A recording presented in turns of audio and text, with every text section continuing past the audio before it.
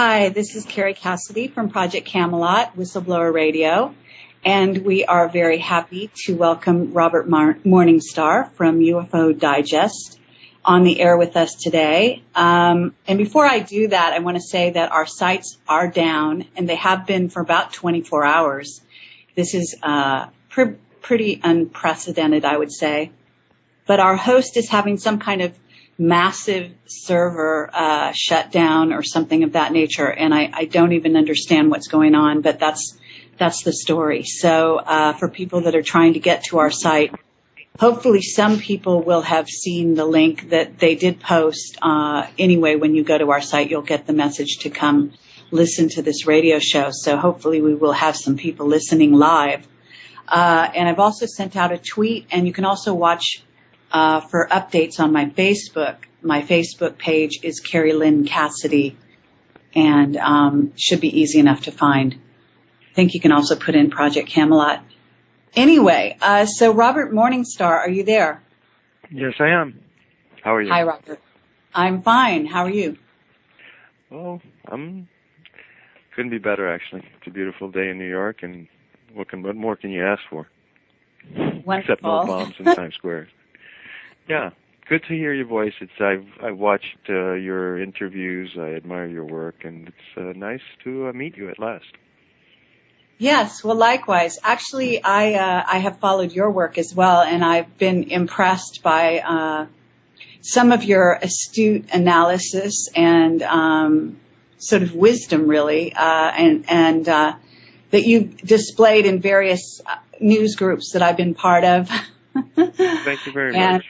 And so I just wanted to comment in that regard. That's why I'm having you on, actually. I think you have a great grasp of what's been going on historically, and you bring a lot to the table in that regard. I'd love you to talk about the Kennedy assassination to begin with, because it seems like you had some inside knowledge in that regard. And I may be mistaken, but for some reason. Okay, great. So maybe you could start there. Oh, sure. It's actually, it's quite a surprise to have that topic come up first, but really not so, because everything that we're going through today, the entrenched secrecy of government, the lies, the disinformation, the mechanics of disinformation, I call it disinformation technology. It all began, it was implemented on the day John F. Kennedy was assassinated. And we are seeing the results of 45 years more of public deception, and the weight of the lies has grown so great that it's crashing down on government and bureaucracy, because all deception carries great weight, in that when you tell a public lie, you have to then support it with more and more lies, and it drains your resources of perpetuating the big lie by a concatenation of thousands of little lies.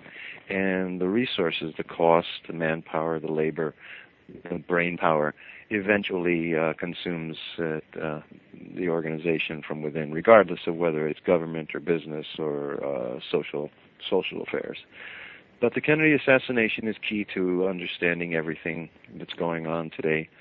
With regard to our common interest in ufology, one of the biggest causes or reasons for the assassination of President Kennedy was his desire to reveal to the American public the reality of UFOs. And this created a great turmoil, great consternation in the secret powers, NASA, CIA, National Security Agency. All of them were greatly concerned with. President Kennedy basically was, in a way, a renegade president. All the other previous presidents had kind of conformed to the policies established in 1952 of ultimate top secret of UFO information. And as a result, when when he decided to level with the American public, he became a threat to the established order.